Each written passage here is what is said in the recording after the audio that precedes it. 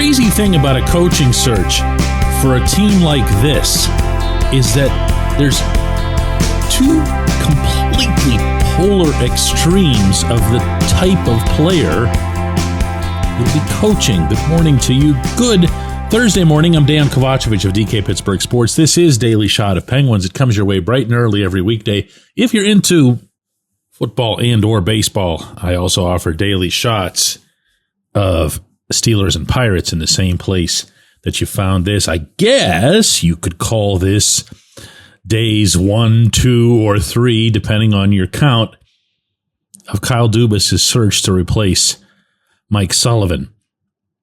Based on the criteria that Dubas laid out in his exhaustive press conference Monday, it would be easy to discern that he's looking for somebody who first and foremost can develop, who can rise up with a group of kids, who can get the most out of them.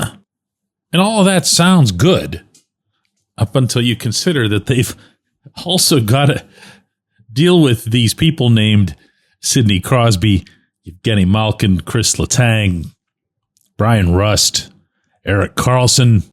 And in all 5 of those cases, all of those individuals will know way more about, well, really everything in hockey than they conceivably could. Never mind hockey at the NHL level.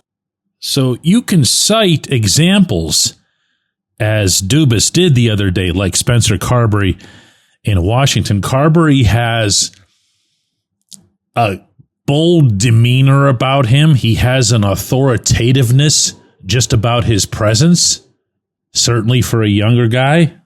I'm not around the Oilers anywhere near as much as I am around the Capitals, but Chris Knobloch appears to have a similar feel to him. He's young-ish. He's 46, but he arrived in Edmonton pretty much at Connor McDavid's invitation, so it was a little bit of a different scenario there.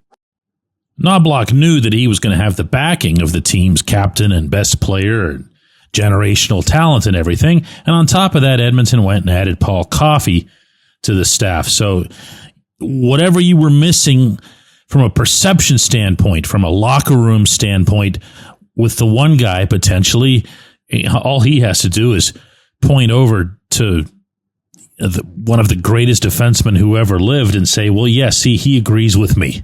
Okay, so you're all doomed now if you rise up against me.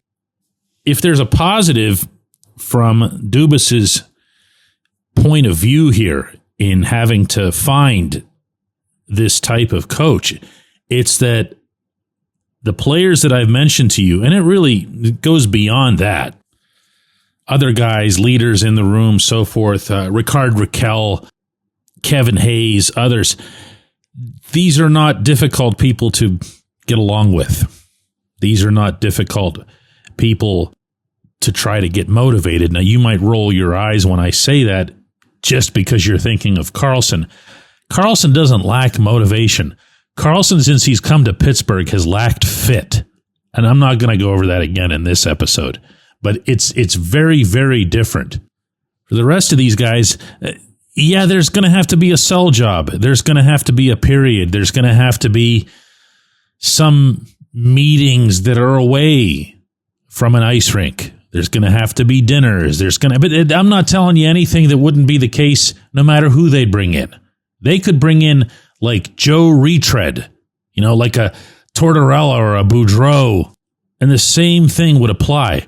There are no relationships that are more important in a hockey environment than that between head coach and player. Notice the singular on both ends of that. Head coach, one person. Player, another person. That takes time to form. But when there isn't time, and there won't be in this case, you've got to find different ways to step on the gas. I don't believe you're going to see, no matter who's hired, any sort of challenges put on this coach from within. I don't believe you're going to see, let's see what this guy's got. if we tell him that, we don't like to practice after a certain game or a certain trip, a certain time zone, let's see what he does. This isn't that kind of group. They're focused. They've always been focused on winning. They've proven that again and again and again and again and again.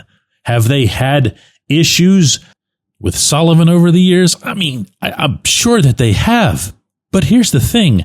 With very, very, very, very, very few exceptions, they didn't tell me about them.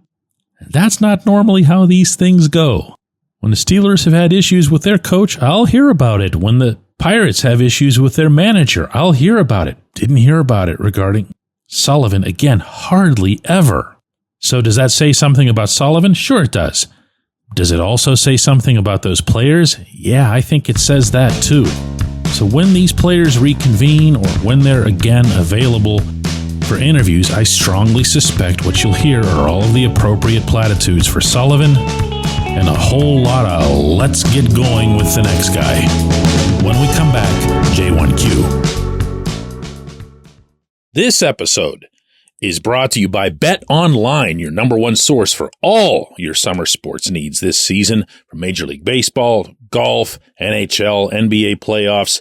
Get the latest odds and lines, including all team matchups, player props, odds on just about everything that's out there.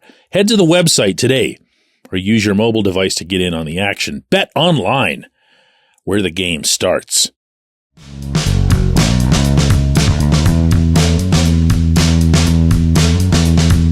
Today's J1Q comes from Rick right here in the city. It says, DK, I don't get your diss on Kyle Dubas. The end of the Wednesday show suggesting that he'd maybe want a yes man. He clearly hires the best and brightest people that he can in the front office. Not sure. Why would you think he wouldn't want the same behind the bench? I was raising possibilities. That's what the entire episode was about. You're not the only one to get upset about that. When you're in a hypothetical scenario, and that's very much what the Penguins are in, they have no idea. I don't think they know who their coach is going to be. What I expressed on the program was that I'm hoping that Dubas doesn't do that. And I cited the only precedent that we have related to Dubas hiring a head coach at the NHL level, and that was Sheldon Keefe, who had been his own hire previously when he was GM of the AHL Toronto Marlies. He then made him the head coach of the NHL Toronto Maple Leafs. It could be very easy to look at a hire like that and say, okay, maybe he was just hiring him because he really, really likes him, trusts him, sees him as very qualified. Good, fair point. Maybe he was hiring him because he knew he'd be beholden to him, which was the point that I raised. All hypothetical.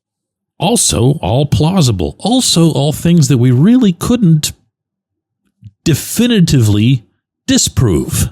Now, it obviously reflects well on Keefe that he wasn't unemployed for long. Coach of the Devils. Devils made the playoffs. Devils weren't going to last very long in the playoffs regardless without Jack Hughes, so out they went. But Keefe has established himself now with two separate teams as being a capable NHL head coach. Great, awesome, wonderful. I'm going to do this because this is how I do the reporting and this is how I come up with the opinions. I'm considering all different angles and possibilities and, yes, precedents. Now, I had others bite back. Well, did you know the reason that he fired Mike Babcock? Yeah, I'm really aware of it, and he was well within his rights to do so. There's nuance to everything. So, no, it wasn't a diss or a dig or anything. I'm trying to evaluate this in as open-minded a way as possible. And at this phase, where we don't have anything other than what he said on Monday, that's as good as I'm going to do. All right? I appreciate the question. I always appreciate being challenged because it means you're listening. And I very much appreciate you listening to Rick and everybody else. We're going to do one more of these this week tomorrow.